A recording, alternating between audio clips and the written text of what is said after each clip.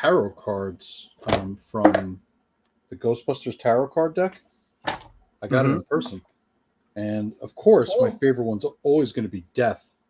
But because Death is... Let's see. David Bowie? Yeah, it does look like. Not unlike. But the star is probably my favorite design. Oh, that's pretty sick. Yeah. How cool is that design? Ghostbusters, what do you want? Ghostbusters, what do you want? And we had a friend who worked on that, didn't we? We did. And we sure do know somebody who worked on that. Is that Kiefer Sutherland? Wow. Yeah, it's Kiefer Sutherland. Speaking of. I know. Let's talk about him later. Look at that. Written by one. Who's that? I know somebody named Amy Chase. Yeah, I do. That's her second deck or her third deck? I can't remember. I know she did the Buffy one. I know she's on working on a third. Yeah. Actually, I don't know if we can announce that. Oops. Maybe she could just be as a hobby. She could just be on her own. Sorry, Amy. Yeah, what are you gonna do? Sue us for all of our millions. We would lose in court. Anyways, Amy. Yeah. What are you talking about? Don't put that into the universe. None of us. Maybe Autumn has a chance. Alex, we're done. Yeah. Hello, everyone, and hi, guys. Welcome in to Fandom Social. We are on episode 4 of our top 75 movie songs of all time. Today, we will be covering songs number 42 through number 32. If you want to see all of the other ones, the previous 3 episodes, they're all on our YouTube channel. You can see all of those in their insanity there. That is correct, Tenchi. Yep, they're pretty great. I know we're supposed to support our friends, but like I've supported her enough. I've supported her through 2 years of a comic book show. She can send me some tarot cards. Yeah, send me some tarot cards. Or maybe it was in the cards for her to be like, someone's going to mooch off. You know what? She looked in the tarot cards and she decided, it's such not to send them. She's like, this card, the brown leech, don't send it to him. Yeah. It came up and it was the 7 of traps that came in reversed. So it is written. Sorry. I'm reading her stuff. Well, hello everyone. Welcome in. Happy Thursday. Guys. Alex, Autumn, how you guys doing? How you feeling? It's been a week. Yep. I do want to acknowledge that I am not being held hostage anywhere, but I am in fact staying in a hotel right now. And that's why I'm where I am. But you know, today's date is June 13th. Yeah. It's called Stockholm syndrome. Or or in Die Hard, he actually calls it Helsinki syndrome. Helsinki syndrome. It calls it Helsinki syndrome. But anyways. No, Helsinki syndrome sounds like another name for gout. I am fine. I don't need any help. It's like that Star Wars Day video with the guy that they kept like stitching all the things together, turning into a hostage situation with his girlfriend. Yes. That's the greatest thing. Is it the one where he's like his hands like over her, but he's not actually physically touching her? No. She's sitting on his lap and he's looking at her and he's like, "This is my I know what you mean. Yeah. The worst. Like, easy, dude. Easy. Well, everyone, hello. Steve, Tenchi, Lysa, Laura, Jin. Hi, everyone. Welcome in. Also, hi, guys. Me and Autumn will figure it out. We don't know what's going on with Facebook. There's like some new rules or something that you have to have for certain things because our Fandom Social, not to brag, but is a business technically, according to the little box we checked. So there are certain rules and regulations that you have to adhere to with that. We'll figure that out. So for the foreseeable future, until we can get that sorted, we're just on YouTube. YouTube only. And Clubhouse. Are we back on Clubhouse? And MySpace. And we're on Be Real, by the way. Be Real. Gargano. What up, bud? Gargano. Dwayne. What's up, everyone? Welcome in. Thank you guys so much for joining us. Like, comment, subscribe. Pete, are you saying hello or goodbye? I'm confused. That's mahalo. Hey, Luis. Good to see you, man. Good to see you. That's not mahalo. And the good news also, reining all this back in, is today we can actually show some of the music videos, and we're going to be playing some of the music to add in some spice to it. Can or should. Have we confirmed that it's not going to cut off the live stream? Well, we'll find out, everyone. And if not, you can find us right back here on YouTube. Right back here. Hit the notification bell. disclaimer, that's a soft we can. That's a very soft we can. We have the ability to do it, is what I'm saying. Okay. Continue. We don't know if YouTube agrees that we should, but we'll find out. Bunch of narcs. Yeah. All right. Well, let's go ahead and get started, everyone, with our first one. These are we're really starting to get into the heavy hitters now. Wait for the first one. So it's gonna be a total of 6 episodes. Of course, we're on episode 4 now, again, which is episodes 42 through 32. Starting off pretty strong here with number 42, En Vogue's "Don't Let Go." It reached peak position number 2 for 4 weeks. It's from the film Set It Off, which is described as the desperation drives 4 inner city women to bank robbery in LA. It's directed by Gary, and it's starring Jada Pinkett Smith, Queen Latifah, Vivica A. Fox, Kimberly Elise, and also the incredibly underrated Blair Underwood, who can still get it. I was like, I remember, God, I don't remember what movie it was. I've been racking my brain around it all day, but someone's just like, I'm trying to get me a Blair Underwood. And I don't remember where it's from, but it's from like they're referencing Set It Off. And I'm like, oh yeah, I get it. Yeah. I get it. So what did you guys think of this song? I mean, again, this came out in 94. So do you guys remember this one? What did you think of like En Vogue? Because like I was telling my sisters today, and I was like joking, kind of half joking, like, hey, you guys heard of En Vogue? Like, this group's pretty good. And they're like, yeah, dude. But I was sort of like, I only knew this one song from them. There's other ones and some collabs that they did too, but go ahead, Alex. No, they're legitimately one of the great groups, in my opinion. This was a big time in R&B. Again, this is going back to my opinion, but this was a really great time in R&B for me. I have not loved R&B as much as I have the mid to late 90s R&B is like some of my favorite, and some of the early. Yeah. I guess all the 90s R&B is my favorite. I have not liked anything as much since. So En Vogue, and I love this song. This is one of my favorites. I liked that era a lot, but I felt that En Vogue was overly packaged and pushed. I did not like them. I just felt like they were like the equivalent of a boy band. Like people picked, they were cast by somebody already had the concept in mind. They had the name, they had the songs, and they cast 4 women, and they put them in costumes and had them sing the songs. I didn't feel like they had any depth to them or any soul to them. I just felt they were very cardboard cutouts of a female R&B. So I didn't like them, and I thought their music was really disposable. I get it. Like, I liked that era of music a lot. Free your mind, and the rest will follow. Again, I think the songs were already written, and they just threw some people in there. Don't be so I mean, that's I disagree almost entirely. But because once I listened to them, I was like, oh wow! Like I listened to their first 2 albums, and then this one is a single, and I was like, oh okay. Like the harmonies, like the music itself, like the talent is like all yes. This is their best one, and it was because of Salt and Pepper. Yeah, it's a pretty good song. Who were authentic. But most of it I found with En Vogue was like, so like you said, it's like very predetermined, right? It's very packaged. Exactly. Like people love Boyz II Men. Let's make En Vogue.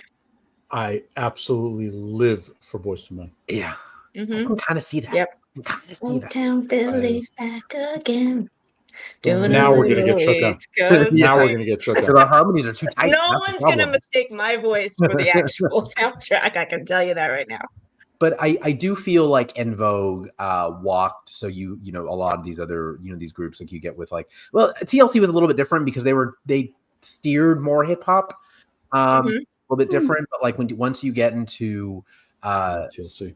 like Click, and you start getting into obviously Destiny's Child and a lot of these groups that sort of came out later, they set the blueprint for what they could look like packaged. But then with Destiny's Child, it was like sheer talent won out. With all those women. I feel like it was the R&B version of all the boy bands of the NSYNC, the but that's also again Boys. That's again what we saw with Destiny's Child, but Destiny's Child was also banging. I think. Yeah, I mean they were fine, and I liked the songs by NSYNC and Backstreet Boys, but I wouldn't consider them the greats. Like they're fine, and I just feel like their songs disposable. In Vogue songs were disposable. That's just my opinion. You wouldn't classify like NSYNC as one of the greats. Yeah, no, I like the whole genre. I liked the genre of boy bands. They were fun, but I couldn't have it didn't matter who said. They all could have sung any of their songs. All of them could have sung each other's songs. There was nothing that had I see what you mean. Okay. 98 Degrees, NSYNC, Backstreet Boys, and even going back a little bit further to what's they're called, the ones with that Marky Mark was in. One that was like five. On the Block. All of those guys were singing. Marky Mark was not in that movie. In that band. Not movie. It was the other one. Whatever. Yeah, it was the other one. Donnie. So my point is that the point is some respect that somebody on wrote his those name. songs, and any of them could have sung any of it. It was a fun genre. I liked it, and there were some great songs, but it didn't really matter who sung it. None of them stood out from the others, and that's how I felt that En Vogue was with this. Like they were great, but those songs were just written. Destiny's Child could have sung them. You know what I mean? They're fun. They're fine. They're fun, but I didn't think they were like an amazing band that put out groundbreaking music and changed the face. You know what I mean? They were fun. Anyway, well, this was the third song for En Vogue to ever hit, number 2 on Top 100. I don't think they ever got to number 1, which is why there's so moderately wherever they are on this list. But I think a lot of it is because of their marketability. But also they all just look like and again, it comes back to the market research automate that they were probably doing when putting this super group together. Like they just all look good together. All right, let's play. They're all post makeovers. So and if you aren't aware of what this song is or who En Vogue looks like, we've got the music video for you now. Here we go. Daniel's here is behind the scenes. Daniel, play it. He's picked a very particular part that he's been jamming to. Yeah. What's it gonna be? 'Cause I can't Don't you wanna be more than friends? Hold me tight and don't let go. Don't let go. You have a right to hand movements. Don't let go. All right. Let's not get DCA'd so early on in our show. Yeah, man, it is like just that song and their voices just hits. I think for me, like I listened to it on Spotify and it didn't hit the same. Once I watched the music video, the song was infinitely better for me. Because it's a performance less than it is a song. It's a performance. It was a cultural moment less than it was a song. My opinion. That's the first time I've ever seen that music video in my entire life. Okay. Steve makes a good point. He said R&B is to midriffs as grunge is to flannel. Yeah. This just reminds me. I went on a trip to Atlanta and I had a terrible time because I went to that Dragon Con. I wasn't having fun. The most fun I had was in one cab ride, Lyft ride to the convention center, and me and the dude in the car. Number one, he was playing Lisa Stansfield, was on his thing. I was like, oh! We got into just this humongous conversation about 90s R&B and like all that stuff. It was like, that's all I want. And that was the best part I had. That's the best time I had the entire trip to Atlanta was me and this dude grooving to 90s R&B. But that song hits. That's pretty funny. That song. Yeah. Again, that is we've got that was again number 42. But let's move on now because we've got a lot of songs, and this is one I think I want to get to early because we're going to spend some time on this. Up next at number 41 is Lisa Loeb's "Stay." I Missed You.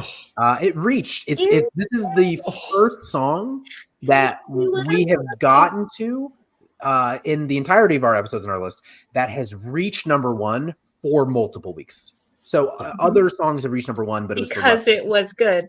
And because we'll get to why. I think we'll get to why. So this is from the film Reality Bites, directed by the Ben Stiller, starring Ethan Hawke, Winona Ryder, Ben Stiller, Janine his feelings about this movie, and Steve Zahn. Such a fun movie. This is an interesting. You know what? Let's just do this first, maybe for the rest of them. Daniel, bring up the music video because I have a lot to say about this music video, a lot about Lisa Loeb. And I don't want to just bombard Autumn, Alex. I already know where this is going. I'm fine. Do it. We know. I just don't want that to be the show. So Daniel, let's play the song. I can't even look at her. I missed you.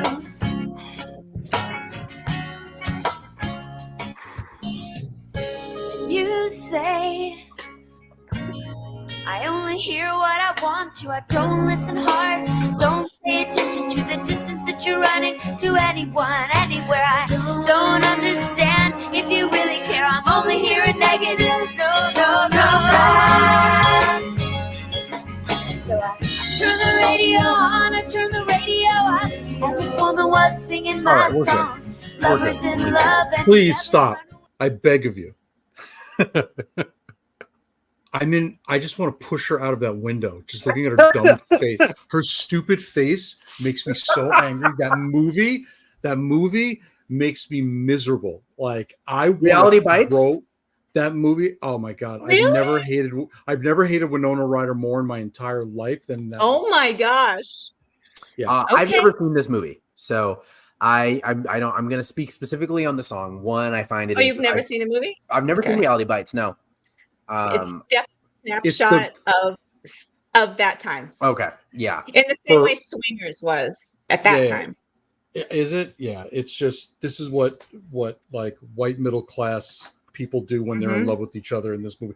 I don't get it. I don't understand. And they're privileged and they're like, I cannot relate to those people on any level watching that movie. It makes me so mad as like a New Yorker who's lived like a real life. This is the most, it's like the most fantasy version. I'm sorry. That song is the movie in song form. And I hate that song and I hate that movie so much. I've never been so passionate my gosh. about this. There's some like residual Transformers energy. Yeah. I mean, this song gives me Transformers feelings, but different. This was 94, right? Yes. Yeah. Okay. So I was just finishing up college in 1994, which this was about them graduating from college. And then the Reality Bites means they grew up thinking if you go to college and then you're going to have this great career. And like, that wasn't the case. Like reality of after school, after college is done is not a big dream. And so like, yes, when I say it's privileged, I mean like this was their biggest problem, right? They didn't have to deal with other issues. And so it was definitely of the moment, like this was a lot of people really did identify with it and the music was of the time. And so Alex hated it, maybe because he just hates things. No, there's so many things that I love. But this is not one of them. That's not one of them. So, I mean, I loved it. I loved the little story behind, she's Ethan Hawke's neighbor and he heard her playing. So he discovered her and brought her to this. So. And the entirety of the music video was like one take, and it was like Ethan Hawke's idea. And even the part where Daniel had ended the video of her like not catching up, like he's down the hall. Apparently he's like, she's not an actor, so she's a musician, right? And so it's very raw. And like I appreciate that. And then I listened to a little bit of Lisa Loeb. I listened to about 9 or 10 songs from her early on, from her early album. I loved her album. Yeah.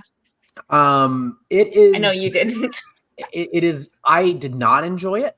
I felt like it was very much like an album that you'd get on like at a coffee shop, and you'd get it. They'd be given to you with free stuff, and I was just like, oh, that's the point. It was very that is her style music, yeah. But yeah, this song particularly, I don't know what it is. Of all of the, well, actually, there's one song on our list that I think we've all universally agreed that is pretty terrible, and there's a blight on humanity coming up. But I don't have the same hate for this song as Alex does, but I definitely did not enjoy this. I don't enjoy Lisa Loeb like at all. I was like, oh man, I tried. I really tried. almost did a full album, and I'm like, it's not for me. But it is a period. It is a song of its time. For sure. It is. It absolutely is. And it's so funny that Autumn's experience of this time and my experience of this time are wildly effing different.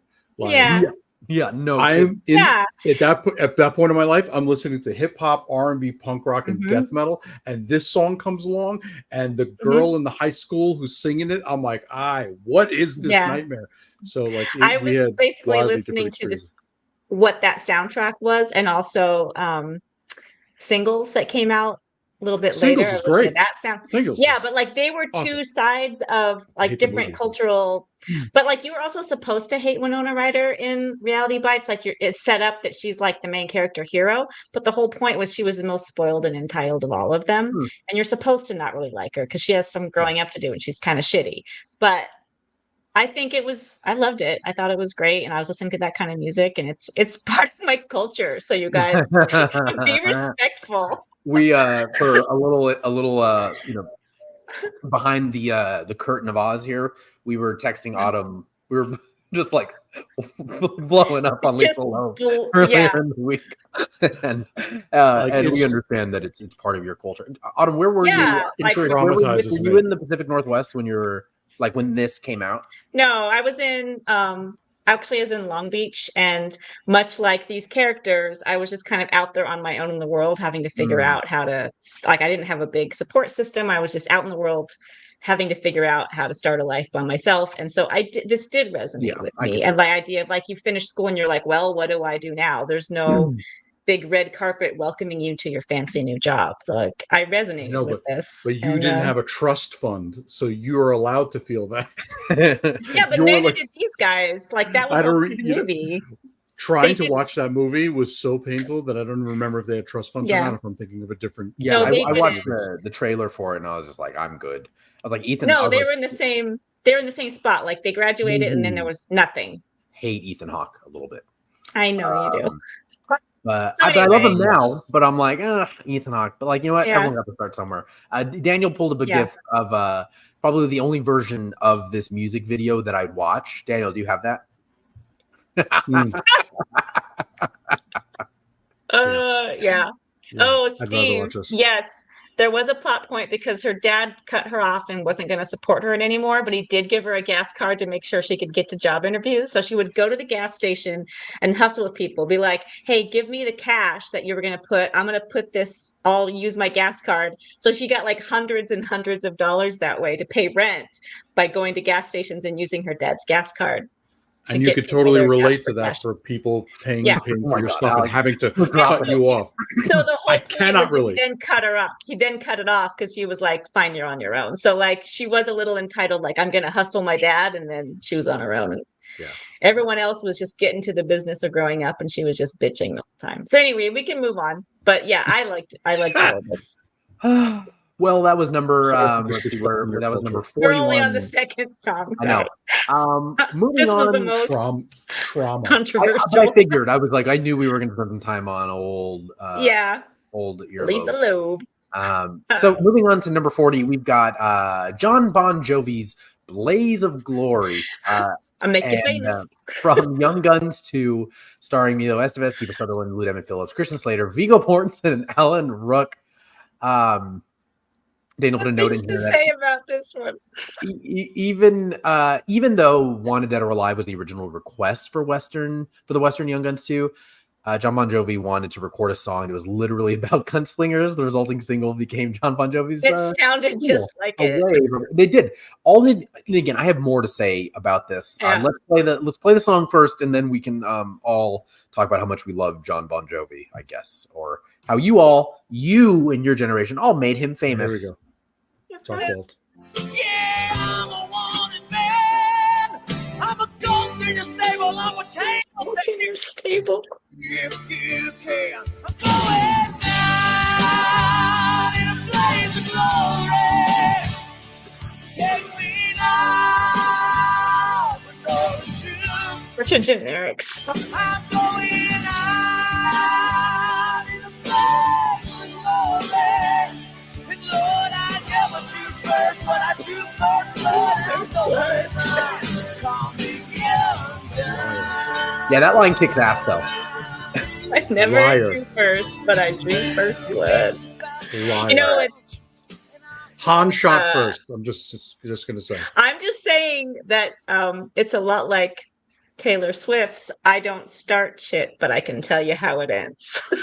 So yeah, it ends with her flying away in a $1 million plane. Oh, please get that's over your it. fifth. Anyway, That's your. Hold on. Hold on. Is Pete Tano says Southwest Air. No, first of all, Pete, I know. Pete Tano said it's gonna be one of those shows, guys. I'm just gonna let you know. We haven't even. That's not the first time you've cursed. I'm just saying I'm calling you a liar, just like I'm calling Bon Jovi a liar with his "I never drew for." No, you didn't do any of that. You're not a cowboy. You're a dude from Jersey. What makes you think he's trying to be a cowboy? He wrote the song. Everything about his appearance, all of his music.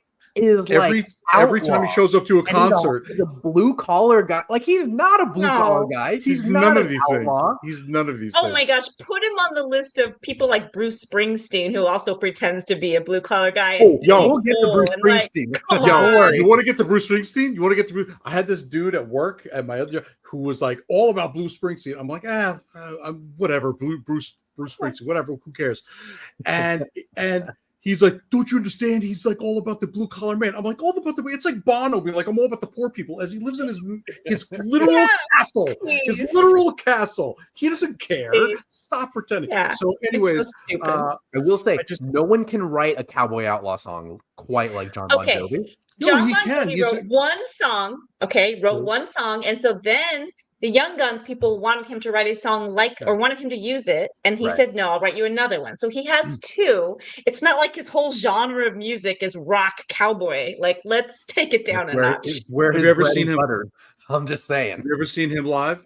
Because my ex-girlfriend took me to see him live, and boy, did they act like they were cowboys. And let me tell you, I will say this. It's going to be a fiery show. And by the way, I don't completely hate Bon Jovi. I'm not going out here saying like I hate Bon Jovi, but like I just watched the video and he's like, oh, I'm like, shut up. You've done none of those things. But it's like when you see that meme of the kid has a skateboard on it, and the grandfather's like, you're a liar. You've never been on a skateboard. It's that same feeling. But I saw him live, and what's his name? I can't remember the freaking guitar player's name. Man, he's a wicked guitar player, man. Yeah, and he was playing a Stevie Ray Vaughan signature series, and you could hear it. Oh, Stevie Ray Vaughan. It's it is an interesting song, and I think I don't hate the song. I like the song, but it's fun, it's just a copy of everything. The song that they wanted to use. What's it called? Yeah, Wanted. It's just a copy of that because he wanted to give it the same flavor. But I like the high harmony though. I do like that. Richie Sambora. Richie Sambora. Yeah. Richie Sambora. What a guitar player. Oh, can we? So can we pull up the poster again of this? Because I want to talk about the relevance of this movie and them using him for this song. This was, isn't there another one that has all their names? Oh yeah, bring up there we go. There we go, that one. Okay, so the first one came out, Young Guns, the first one came out, I think in 1988, which was right toward the end of the Brat Pack fever, which was everybody from like Breakfast Club and St. Elmo's Fire and that whole group of young adult actors who were so like top of the peak, like they were in top of the heap. They were huge. And so this movie was the Western that featured so many of them. Emilio Estevez was in there, and Kiefer Sutherland was kind of circling that. Lou Diamond Phillips, like all these people were in that thing. And so this was like when Baz Luhrmann made Romeo and Juliet with Leonardo DiCaprio and like Claire Danes. Like this is when they take all the like top, and like Ocean's 11 was like stacked with stars. Expendables. That's what Young Guns was at the time. Yeah. It was like the Ocean's like 11 this ensemble, and it was like all these hot young dudes. And so then they got Bon Jovi to do the music for the second one because the first one was so popular. So this was a whole cultural moment, pop culture moment that was huge. Like whether the movie was successful or not, it was very, very of the time. That's Daniel had said it's like the Expendables of the 90s. That's what he had said before. But I think the difference with that, like in towards what Autumn's saying, is that the Expendables is camp and it knows it. Like, right. This was like serious, like it's trying to be No, this was trying to be Ocean's 11 for sure. Yeah, like it's like trying to be cinema. Where like the Expendables, I don't feel like knows. Like the Expendables knows what it is. I don't think it doesn't, from what I read and saw, Young Guns doesn't seem to have that level of self-awareness. Young Guns was all icons for women and like we're cool dudes for men. You know what I mean? It was very much a teen beat poster on the wall as a Western. You know what I mean? Yeah. With lots of violence. There was a bunch of death in it. Yeah. My favorite line from that movie. The nickname was Young Buns. Everyone called it Young Buns. Mm-hmm. A lot of butts. Mm-hmm. Yeah, a lot of and butts. It was cougar candy. Let me tell you that too. They flooded the theaters. Yeah. My mother said, "Oh, can I take you to that one?" I'm like, "No, Mom, please do not. Please." Yeah. Please do not. No, you need to see it. Anyway. You need some Western idols. It was basically moms and teenage girls that went to go see that. Nothing in between. It works. That's basically all of Jacob Elordi's audience. Yeah. So that, I mean, another interesting song. Again, just another one that I'm like, there's a couple of these that I'm like, oh, I got through. But the next song on our list, we're into the 30s now. Yeah. We're now getting into our upper cougar Top territory 30. In our 30s. Up next is Seal's "Kiss from a Rose" from 1995, from Batman Forever, starring Bill Kilmer, Tom Jones, amazing. And Joe Schumacher's use of Seal's "Kiss from a Rose" over the end credits of Val Kilmer's Batman propelled the song to be in the top 100 for a few weeks. And I forgot this was a Batman song. Like it's just right. Makes no sense that it was in that movie. Seeing Kilmer's Batman like each one time because I'm like once. I don't need to see it again. I'm good. Never ever. But it is a horrible movie. Good song, Liza Daniel. Good song. Well, I think we've got it. Technical difficulty, yeah. I compare you to a kiss from a rose. Ooh, the more I get of you, stranger. Yeah. And now that your rose is in bloom, a light hits the gloom on the grave. That's my favorite shot.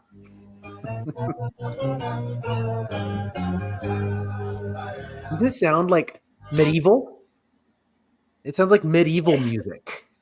I don't know why that sounds medieval to you. What does medieval music sound like to you? You think that sounds like minstrel music? Like does it have a lute in it? Maybe. Like easily could be minstrel. I just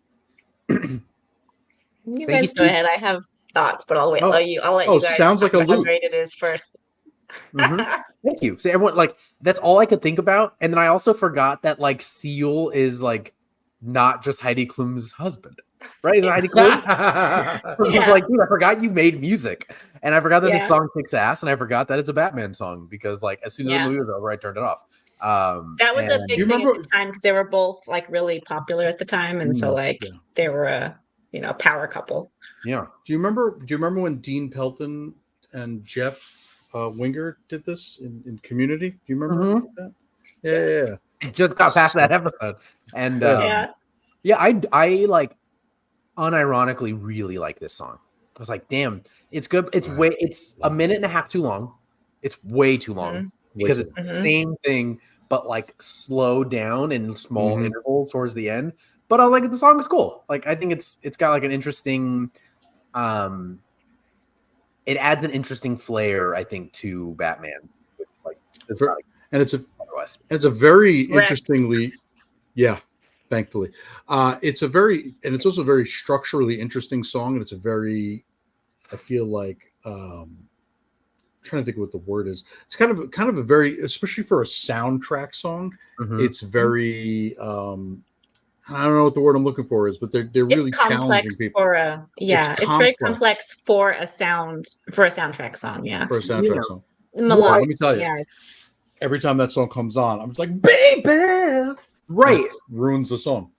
It's when I yell it. That's the thing that I was like pointing at is like the composition of the song is so unusual because it starts like very hard. Like it starts with like the drums immediately, and it goes right into the chorus, and then it sort of settles down into a verse that's never really a verse, and then it goes back up again, and then just when you think you're gonna get another verse, it like strings it out, and it's just like more guitar. And then there's a guitar solo. It's a very weird song, but like I don't know. It just it wasn't for you. You didn't like it. I like it fine. I think musically it's really interesting. I do agree it goes on way too long. I don't listen to it all the way to the end anymore. When it comes on, I listen for a little bit, like, okay, I get it, I'm done. But I'm huge into lyrics. That to me is a huge part of my enjoyment of a song. Okay. And the lyrics on here are so I almost use another swear word, so crazy that like you read it and it's like, what are you talking about? A kiss from a rose on the gray. And people have asked him, like, if you really look at the lyrics, it's so self-indulgent and so out there and so like, ooh, I'm an artiste. And it's like, what is this about? And it kind of doesn't matter. Like, it doesn't. No. I have a question. Yes. We're never going to survive. Can we ever survive if we don't get a little crazy? Oh, Jesus. That's a song that has Seal drop. Yes, but that song has lyrics that mean something. And even when he was interviewed about this, he's like, what do you think it means? It's like, come on, you were really high or you were on shrooms. You wrote some weird stuff that you can't remember what it means. And you just described the entire 70s. Yeah, but like this just I never to me, I connect with a song when I connect with the lyrics. So I might appreciate it musically, but I don't connect with the song. And so the only exception is Yellow Ledbetter. I connect with that like crazy, and I don't know what he's talking. I finally have deciphered a little bit of it. Like a little bit I kind of understand, but the rest of it's like, so I don't love the song. I appreciate the song, but I don't love it. It makes sense. Me, yeah. I always thought the whole song was referring to a whispering eye. Oh, Jesus, Alex. I just thought that's what I got from this song at all. That's what I thought the song was about. Because now that your rose is in bloom. Anyway, so the next song. I truly did really like the song. The song is about money, and specifically how much money Seal could make. Yeah, this was, I think, his biggest song, if not second, like right after the one that Crazy that Alex just quoted. But and again, it's great, but it doesn't.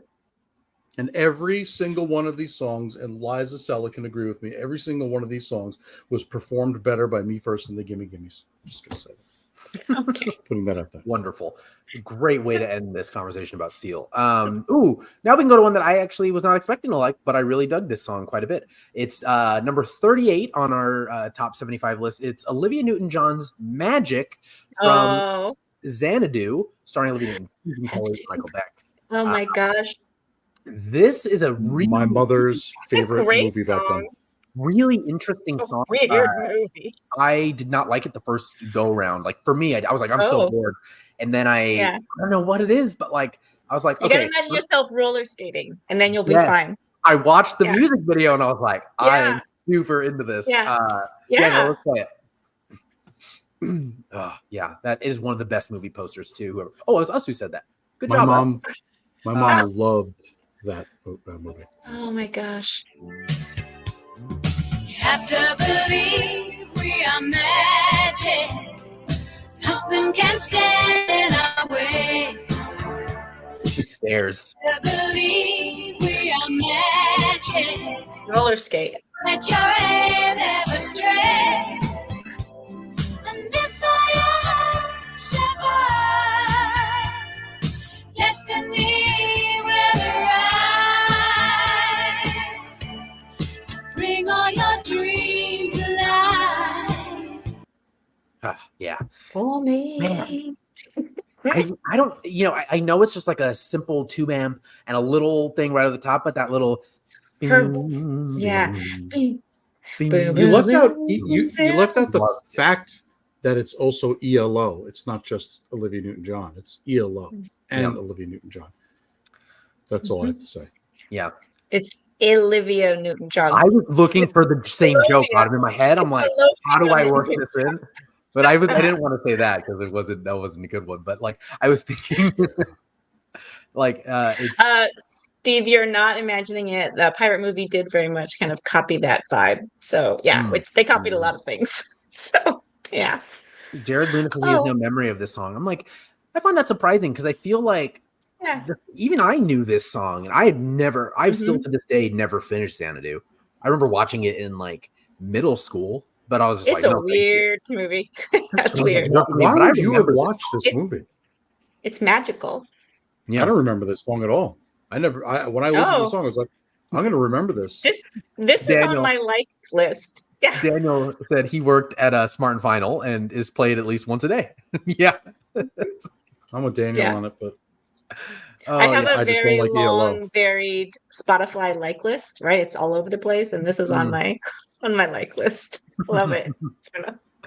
Tenchi says Xanadu is also. Tenchi says, just think, if they made an X-Men movie back in the day, back when they made Xanadu, Olivia Newton-John would have been dazzling. Hundo P. Hundo P. Yeah, like seriously, that's not even a question. She absolutely. Where's that poster again, dude? Dazzler as AF. Yeah, this is a good one. I've never seen. Like, I mean, okay, you said it's like an odd movie, but is it a good movie? Like, I've never finished it. It's just I mean, I've never watched it again since I watched it when I was a kid, and it's just very obscure and weird, doesn't really make sense, and like you just go with it. Like it was just it's hard to watch all the way to the end. Like a Seal song. It's like a Seal song. It's like a Seal lyric. You just kind of like, all right, this is happening. I'm just going to go. I just remember Gene Kelly as an angel or something. Like it's so weird. Yeah. The Kareem Abdul-Jabbar it was a in the miss. Fourth Exorcist movie or whatever. The only good thing about it is the soundtrack. That's it. Don't disrespect my man, Patrick Ewing. Oh, Patrick Ewing, I'm sorry. In The Exorcist 3. Okay? Yeah, finally he got a win. But so last question, because I didn't watch this through and I'm now going to probably talk about Xanadu. You don't need to. Yeah. Who is Xanadu? What is Xanadu? Xanadu is an afterlife. There's a song called Xanadu. Listen to it and you'll be good. Okay. Xanadu. Well, you know what is Xanadu? Isn't that like oh no wait, that was Kublai Khan's thing. It's a statement Kublai Khan's palace. I mean, it's a state of being. It sounds like gum. No. That's what I was like. Oh, it sounds like gum or like it's a clean Xanadu. You definitely don't want to be diagnosed with it. Xanadu was I knew it had to do with Kublai Khan. Xanadu is the summer capital of the Huan dynasty ruled by Kublai Khan, grandson of Genghis Khan. Oh, it's like the song Xanadu will literally tell you what Xanadu. Just listen to Xanadu. Okay. See, Steve I feel like I've asked on like Yahoo Answers where you just get nothing but the worst answers. So I'm gonna move on. Jared's like, it's like the Matrix, Jared. Okay. So let's move on. That's also what I think. What's his name? Hearst Castle. Wasn't Hearst Castle like based on Xanadu? Oh, I don't know. I don't know. Everybody was on. Yeah. That dude was a weirdo. All right. Weirdo.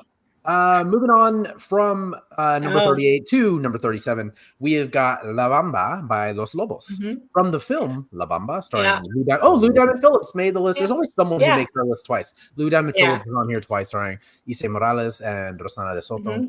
I have a quibble with this though, because yes, this recording was made for this movie, but the song already existed. It's just this recording that debuted in this. Right. So they changed the entirety of the composition for it, essentially. Like it didn't exist in this way. Yeah. I didn't really look too hard to see what it sounded like before, but I have heard it. It is different. Yeah. Like the guitar lick that we know, the da da da da da. Like it exists later, like more as like a breakdown, and then they just kind of changed the composition. Again. So Yes, but it's a reboot of the song. So this recording of the song, this version of the song, yes. Yes. So, this is the Rise of the Beasts of La Bamba. I don't know what that means at all. Transformers. It's the reboot. It's the reboot. It is. Yeah, it's the reboot. Okay. Yeah. I was like, damn. You know what? I had just put Transformers out of my brain. I was like, I don't know what you're talking about. Daniel, I need you to play this song so I can forget about the Xanadu song again, please.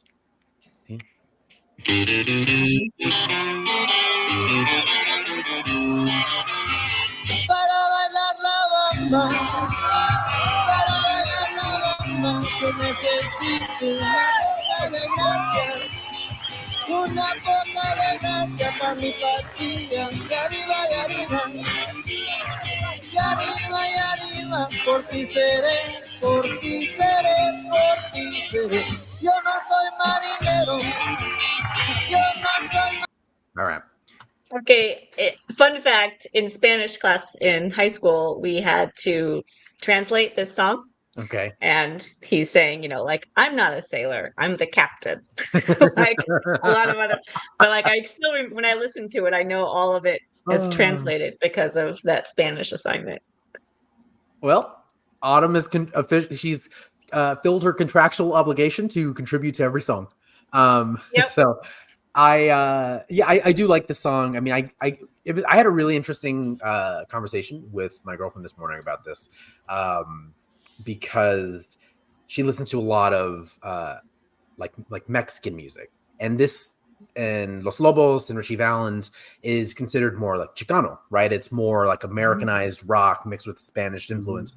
And she's like seen the movie, but like in my family, which we would identify, I guess, more as like Chicanos, the song is big. Like Richie Valens is big. He's from the San Fernando Valley. He died, and his brothers like went to San Fernando High School, like with my family. So it was like very involved in our lives, more or less. And the song, it's funny. She was saying like she grew up listening to more Mexican music. She's like, dude, we didn't listen to this music. Like people who listen to Mexican music didn't listen to Richie Valens because it's to like some, he was like it's like the Cinco de Mayo of songs. Like everyone, all the white people assume these are the songs that would be playing in the Mexican neighborhoods of the Smart and Finals that Daniel worked at, because they're like, these are what the Mexicans listen to there. But it's just not true. And I was like, it's such an interesting conversation because we grew up listening to very different music. And Mexicans didn't necessarily, people who were from Mexico or listened to predominantly Mexican music didn't identify with Richie Valens like so that. Because my culture could be like, I'm so multicultural. I la bamba.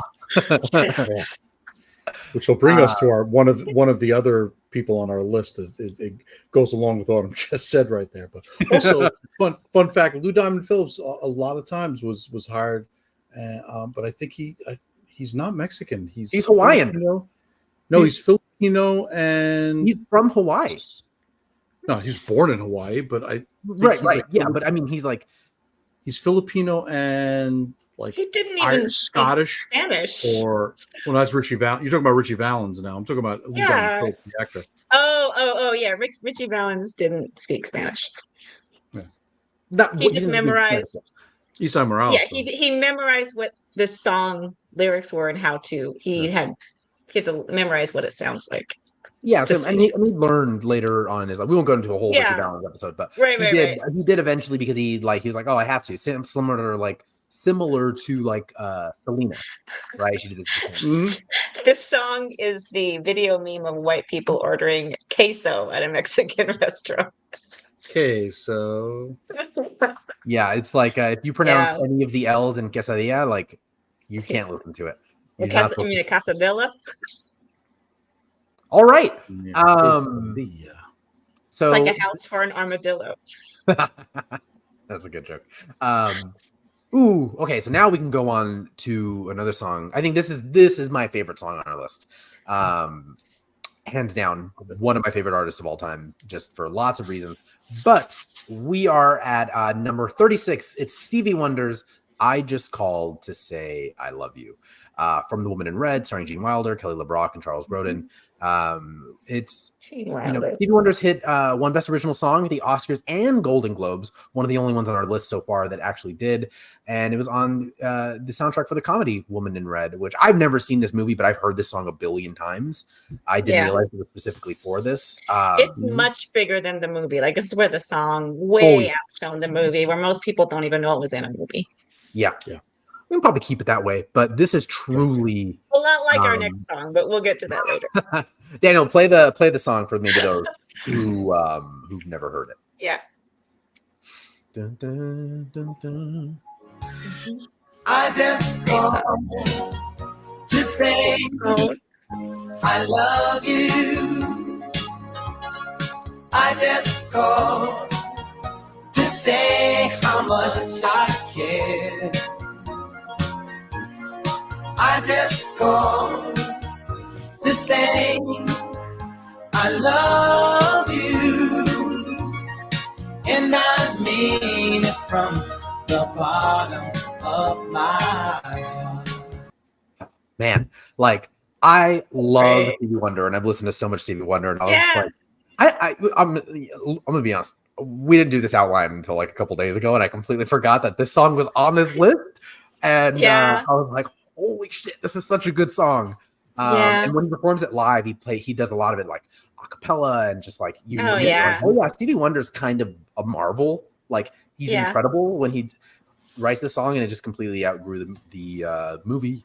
And okay, that's it. I can stop gushing about how much I love Stevie Wonder. I mean, I think we all agree. Like, great song. Movie's forgettable. Yeah, that's fine. Yeah, the movie's lucky that it's even mentioned. If it gets any sort of SEO traction, no one would mention it.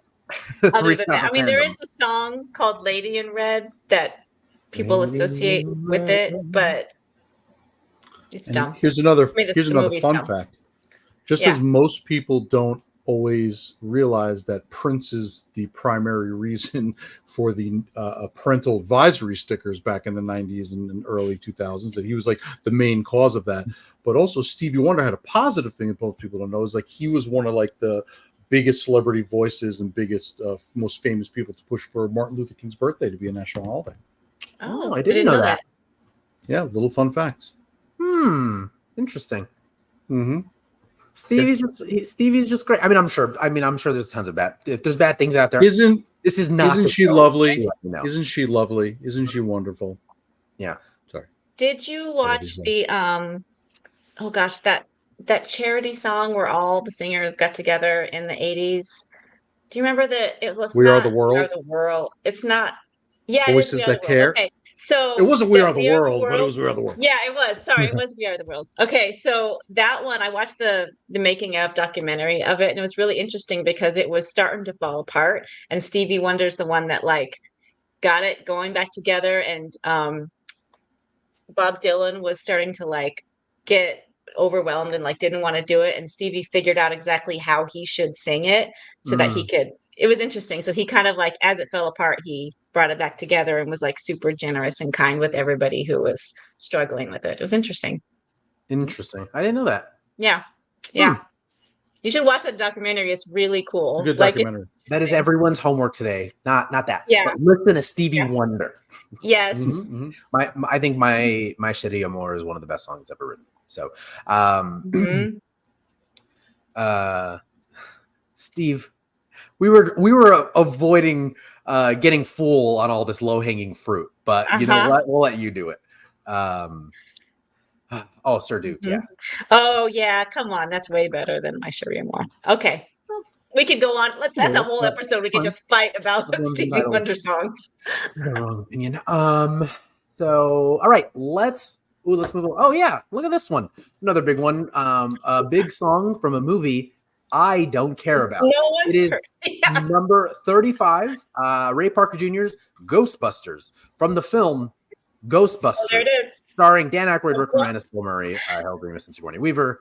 Parker originally wrote the tune as a play on the Ghostbusters cheap-looking commercial in the film, and the music video featured cameos by Chevy Chase, John Candy, Danny DeVito, and a bunch of other comedians. So they just got all of the worst people, some of the worst people to work with, and like, let's put them in a work with. Yes. Yeah. No, they're all great comedians, but we all know how I feel about Ghostbusters. So let's play the video, because I've never seen this music video before.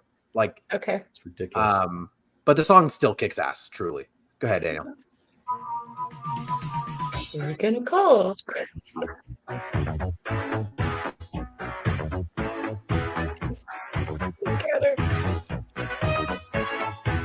I want this room. Yeah, it's pretty sweet. There's something strange in the neighborhood. Who you gonna call? Ghostbusters! something weird, and it don't look good. Who you gonna call? Yeah, this video kicks out.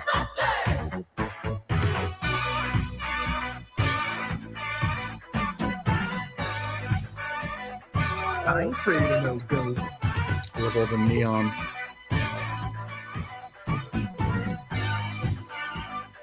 I ain't afraid of no ghosts.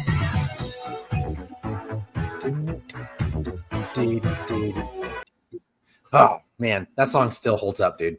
You know what? I gotta say it, and I know it's gonna just sound like Paul Rudd, but yeah, Bustin' makes me feel good. I just love that is in that song. Yeah, I'm gonna count that against you for your profanity point. Yeah. Okay, so I learned about this that he did not have an established career. He was a contract musician, basically. He would play, and he submitted, like he wrote this and submitted this, and he recorded it for this movie. But it's not like, I mean, yeah, but it's not like he was a solo artist having a career. Yeah. And then I think he might have, released a couple things after this, but this was not something that he was not an artist that existed before this as a solo artist. He was just a contract musician. And he didn't really I have. like his commitment. I mean, he didn't have a lot of music afterwards either. I mean, Ray Parker Jr. really this did wasn't anything. really his thing. Yeah, this wasn't his thing. Didn't take off. He was a musician, and he just worked on other people's stuff. I think this also happened I was reading a little bit about this particular song and its involvement in the movie. The same thing kind of happened where I don't remember what exact number it was. I think it was like really early on where Ray Parker Jr. was like supposed to be in the movie. And he's one of the agreements was like, you'll be in the movie if you make the song. And then he got the song. And I don't think he's in the movie. I've only seen Ghostbusters twice, and each time I was at a glance. But I don't know. Like, I just think it's a great song that is much better than the movie, in my opinion. But I know I'm alone in that. So yeah.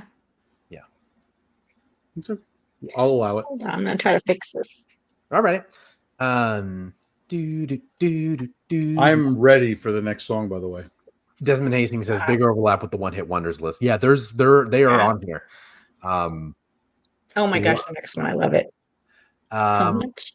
All right, so we are moving on now to number 34, which is "The Power of Love" by Huey Lewis, from a little film called Back to the Future. I also I want to say Daniel put in a bunch of descriptions of all of the movies for every single movie except for Back to the Future, because it's the one that I think we can all universally agree that we've probably all seen. We all know. Yeah, and so I have a question though. Good fucking song. Where is it? Wasn't it? Yeah. Did it work? Did the picture come up? Yep, it's there. All right, there it is. Yeah. Do you like Louis Lewis in the News? Mm-hmm. Yeah, that's it.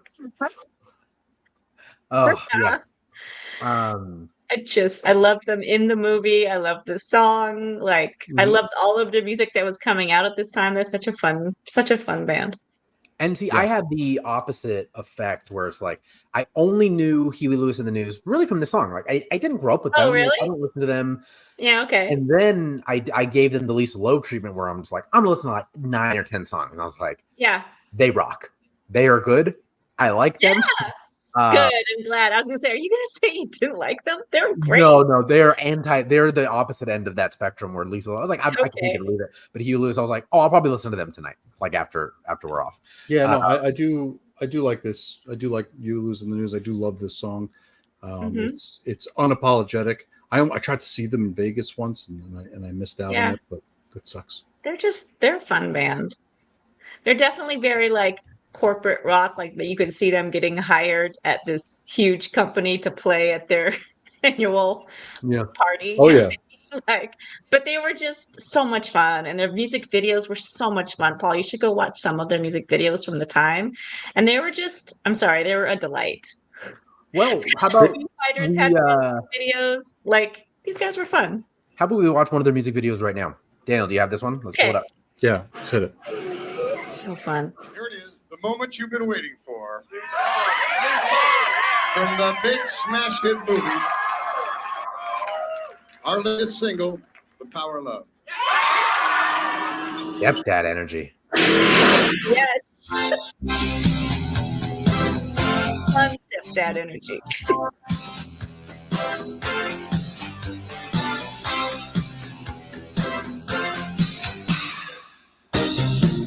Ooh. Comes in hot too. Is a curious thing. You got a great voice. Make a one man weep, make another man sing. Change your heart to a little white dove. More than a feeling, that's the power of love. Tough with the diamonds, rich like cream, stronger and harder than a bad girl's dream. Make a bad one good, make a wrong one right. Power of love will keep you home at night. Don't need money, don't take I think it's the best part of the song. don't need no credit card to ride this train. It's strong and it's sudden. Okay, let it play. Sometimes, but it might just save your life. That's the power of love. And we're cut off. We talk about make a bad one good, make the wrong one right. That's the power of love. It's like, Huey, you've been divorced 3 times, but it's fine. Yeah, but he knows what he means. He's got it. Yeah. So great. Yeah, they are So like, fun. when I think of the term like yacht rock, I think of like Huey. Oh Lewis. yeah. Well, Like, they are the but they're epitome. like a rock. I don't think that they are the epitome at all, but like they're a different genre, but like you're similar in that like They're more Jeep rock. I feel like you listen to this in the yeah, Jeep it's more like than you would I do also- in a yacht. It was also kind of like jock rock, corporate rock, Jeep rock. Like it's more in that kind of genre. Like Billy Joel at that time would have been the music's very different, but Sorry. it would have been like this is Gave me a corporate rock. You know what I reaction. mean? Like you don't have to like Billy Joel, but he was in that same vein of like corporate friendly rock. You could play this at a company party, and you could, you know what I mean? You a CEO at his own birthday party would be playing this music at his party. You know what I mean? It's very okay. I guess I'd see that. universally likable. Yeah. How could you disrespect rock Huey is Lewis? Yes. He literally dressed like Patrick Bateman. Alex, I did not say that he was in any way similar to Billy Joel. I'm simply saying the same people. Daniel, That's you need to have a GIF ready. You need to have or a video ready. Every time she says his name, I want that part from Batman versus Superman with "Why did you say that name?" Because every time she says it, I have a reaction. For those I not have in a the band later where I have the same reaction, so I get it. Joel fan. Yeah, don't worry. We're getting to someone which is interesting because we normally end most of our shows on music that we love. Yuppie rock Today. Name. Yuppie rock. Okay, go ahead. Yeah. So great song, great movie. I mean, this is one of those songs we don't really have to talk about a lot because we acknowledge that it's on this list. One, I think, a little too high on this list. I thought it should have been a little bit lower, like at least in the top 20. But it should have been top 20. But there are some straight bangers in the top 20. So wouldn't you say it's too low on the list and should have been higher because it's low, you know? But we're going in reverse order right now. Yeah. We started up here. Well, like, number one, that's meant to be like the top. No. One is lower than 100. No? I understand that, but when you're saying the top 10 songs, number one is the best one, and number 9 is lower. But if we're going backwards, that's still the case. We're still counting down the lowest. Well, when someone gives you a top 10 list, do they start at 1 and go to 10? No, because you're not interested. No. They start at 10 and they go lower. The list. They go more. They go downer. They go you guys, downer. somebody please agree because somebody understand what you're saying, but the list lower on the list means the lower numbers, not in the order that you go in. Like we're all one is lower than 40. I understand that, but when like you go to the 100th floor of a building, do you go down in the elevator or up? You're going lower. Boom! You just got building math, guys. We're all wearing glasses, so we can all what actually. Let's continue going lower on our list. Thank you, Jared.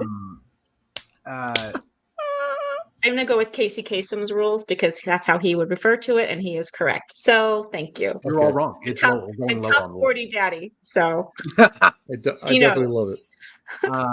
So let's move on to honestly, what I felt was a bit of an unremarkable song. I'm like, okay, like this was a product of its time. It's This fun. is Starship's "Nothing Gonna Stop Us Now" from Mannequin, starring Andrew McCarthy, Kim Cattrall, and Estelle. Perfect Getty. for Mannequin. Like, perfect. It's definitely a movie I'd never heard of, honestly. And this is so far. I went through the rest of the list. This is the only song that we've now gotten to that I've never heard of before doing the show. Oh, really? I have never heard of this movie. You never heard this song? I've never heard this song before. That's crazy. Daniel, let's play it. So that, I mean, I'm probably the only one here, but you know, which is what I'm getting. Can you, maybe Dwayne, So maybe fun. Dwayne, but like. We can build this thing together, standing strong forever. No, I do like Kim Cattrall though. That's nice. That's a fun movie. Look at that dog. Yeah. That's fine. Thank you, Laura. Yeah. So that's a song about the equivalence in movie in terms of like the relevance, the weight of it, the meaning of, you know what I mean? It's just light, fun, forgettable. You never been to like an old person's party, man, and they play that song? You've never heard this before? Like at like a wedding or like crazy. Or like someone's like 80th birthday? Like I feel like that would be like, or like the 50th anniversary wedding thing. There's a movie called Skeleton Twins, I think. It's okay. I'm already checked out. It's an indie movie. Check it out. And they lip sync this for fun. And you guys, Bill Hader, and she's in Bridesmaids. Really great comedian. Star. Oh, this is great content. I don't know. Someone will tell us in a second. Anyway, it's fun. It's used in there better than Mannequin. Kristen Wiig. Thank you. Kristen Wiig. Yeah. So like it's a great scene in Skeleton Twins, but which I think is better than the way it was used. There we go. Says, yes. I think this is the number one most covered song among middle-aged cover bands. Yeah, except like Jesse's Girl. I think this might be number 2 after Jesse's Girl. Yeah. That's why I was like, Paul, you've never heard this? Like someone's anniversary? I listened to it and I was like, this isn't what I thought. Like when I don't know what. Oh, this was I was gonna say I do recommend Paul watch Mannequin. It's a fun 80s gentle magic kind of movie. It's very silly. It's really fun. And you'll like it. Tagline. It's fun. Tagline is wild. Yeah, Daniel. Some guys have all the luck.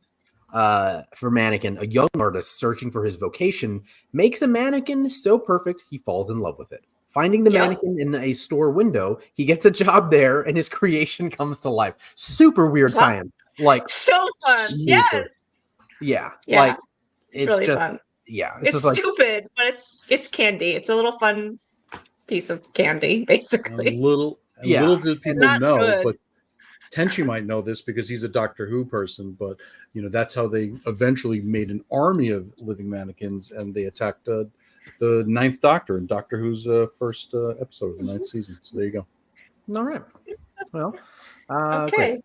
So we are coming to the end of our list, coming down to number 32. And before we get to this one, again, thank you guys so much. If you're here, like, comment, subscribe, hit the notification bell. Thank you guys again so much. We've got, I think, 2 more of these episodes left. We've had a lot of fun doing this, and again, a lot of other content that we got coming out.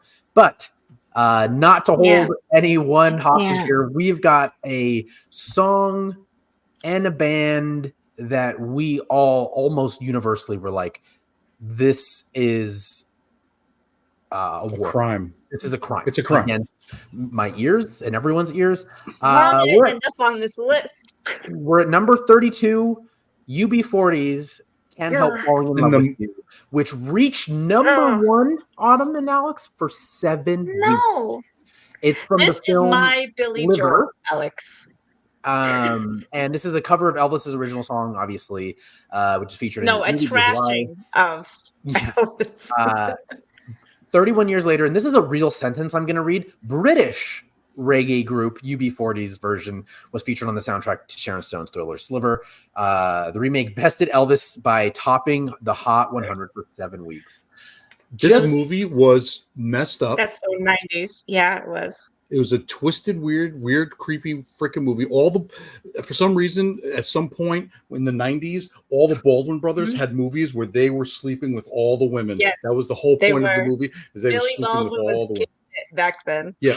I think, what was the one where they die for like a second and come back? Yeah, what was that movie called? Flatliners. Flatliners. He was getting all the ladies. It was his afterlife was just boobs. Like that was his afterlife. It was just flashes of boobs. That's how I was like, what is going on?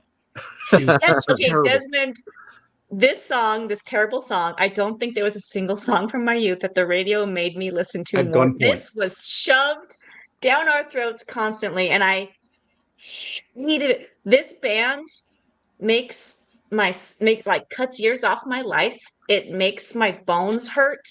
It makes me want to hurl. Like it hurts my head. I hate UB40 I've so got much. a better one. This song makes me want to listen to Lisa Loeb. Like, I could listen to Lisa Loeb before I listen to this. Yeah, any UB40. Daniel, I want everyone to know Daniel does not speak for us. That's the worst, Daniel. That's the worst that's the worst crime they ever committed. He does not speak for us. You talking? Can I tell you right now? Can I tell you guys a funny story about UB40? Wait, there's nothing going to be funny. It's just going to be a crying story. First. Let's force everyone else to get into this. No. Earbuds out. I'll do it. Wave when you're ready, because I'm not listening. Show. I'm with all of you. Can't do it anymore. Daniel, let's go ahead and play it. Get this out of the way. Oh, I'm so mad. Only fools It looks like that. Falling in love. It's the next part that I hate the most. I stay. They're not harmonizing. Would it be a sin? And he doesn't even say like a river flows. I believe that's so. All right. Jesus. What awful. I didn't get it. I didn't get it until Autumn We're Back. Put your cans on. I didn't get it until like I listened to more of their music and I'm like, it's all bad. Like I don't get it. They're so far away from reggae music. Mm-hmm. They're so far away from it. They have not I thought you touched said anything. For a second. Reagan. They're so like they're so very far close from to Reagan. This is like some kid in like Scotland is like listening to this and the mom kicks in the door like, why are you listening to this reggae music? And then she points to the cover and says, look, they're all white people. And she goes, oh, it's okay. That's what this is. That's what this song. Like, don't worry, this isn't reggae. This isn't reggae. Don't worry, it's not. Don't worry. All right, I'm going to tell you. Tell your story. I want to hear the story. I was like 18, 19-ish, and there was this guy who was like, had asked me out, and I was like, no, which is like, he was a friend of a friend. And then he was trying to impress me with like, hey, I'm in this band, and we just recorded our first demo. Do you want to hear it? And gave me the cassette. And it was literally and I had never heard of UB40, right? So he gave it to me. I was like, sure, I'll listen to it. And he had just recorded the entire UB40 album onto a blank cassette. Yeah, and gave it to me. And I was listening to this going, oh God, this makes me dislike him even more. Like, it's not like I disliked him, but he just kind of grated on my nerves. And then I was just like, how do I tell him how much I hate this? And literally a few months later is when the radio started telling us this is a great song, Red, Red Wine. And I'm like, this is the dumbest lie that you could ever tell, because am I supposed to believe you're in UB40 and this is yours? Yeah. But like, this is what he would do to try to like impress women, I think, was like pass out this cassette tape of his demo band. And he didn't even try to do like UB for me. Like he didn't try to like be cute with it or coy. Like no, he put his name and his fake band name on, he wrote it on the cassette tape, on the blank cassette, and gave it to me like it was his. That's a pretty he didn't. UB40 wasn't even. Yeah, it was weird. Yeah. It's like when I thought you were just gonna take it. You know how when Ron is at the store with bacon. can I have some more bacon? Just thank you. Yeah. Can I have like, another piece of bacon? This is like, I don't delicious. think I can give you more. And he's like, I just want other people to not have to have this. What? Oh, just, wow, Jared, we are same Yeah. brain today, buddy. What was his band's name? Do you remember? Like, please. I can't remember. But also, Desmond said he gifted you with that wonderful story. That is true.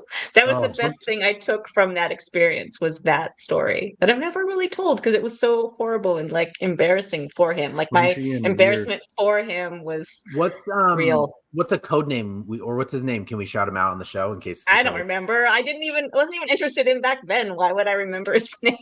Sorry. Cold. I like it. He was just a rando. I don't know. He was a friend of a friend. Time to record that whole album for you, and you don't even remember his name. He just hit record. But he had to press the whole time. He had to press stop. And he had to hand write whatever his name was and the name. So like he was the lead singer. So it was like him and the whoever's. You know what I mean? And he had to come up with all the names. And I'm sure he had a backstory to in case you were into it. Laura, yes, you're right. His band name was I Am Fakin'. Yeah. Steve. There we go. Oh no. Oh, sorry. Go ahead. Why did you say that, man? Oh my gosh. Thanks. Thank you. Thank you. Yeah.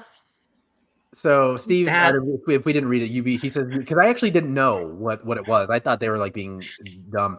But UB40 gets their name from an unemployment benefit form. So my headcanon is that Rando Suitor is still unemployed and couch surfing in his 50s. And yeah. No. Desmond says, don't worry, he's done much more embarrassing things since then. And Jared says, they weren't cheap. I think you're being too hard on money spent. Can we call him? Can we get him on the show? This is your life. Let's bring him out. Let's bring him out. Oh my god! And when he starts putting all the accents on, like when he sings in like different songs, so I'm like, yo, man, that's like, remember Snow, the Informer? Oh god! Yeah. Hey, Paul, do you remember in Parks and Rec where there's an episode where Leslie's attracting all the weirdos, like Sewage Joe, whatever? That was me at 18. I was like attracting all these freaking. I don't know what it is. But you just got something about. I'm not going to say what Sewage Joe says because it's great. Killer dumpster is what I guess. You just got a killer dumpster today. That's great. I think I'm trying to think of like the most embarrassing. Have you guys seen that trend? It reminds me of that trend. When someone's just like, I don't remember the name of the song. Someone can tell me, but it's a trend of people saying like the most embarrassing things they've ever done for a crush. And that would be his. And I'm just like, I really hope anyone out there knows what I'm talking about. But it's like people are recording themselves. I've seen that. Yeah. And someone's just like, my crush like Drake. So it's like her recording herself, like singing like and being all Cake or some dumb Drake song. And that was this dude sending it to him. Yes, but he just straight up claimed it was him singing and his band playing. And then like a month later, no, it was even like a couple of weeks later. I'm like, oh, bad timing, dude. You should have picked a more obscure band. That's really bad timing. He's just like, am I magic? Like, am I the hit maker? He's the hit maker. He's the kingmaker of music. I copied your song. At least he didn't do like Boys to Men. That would have been worse.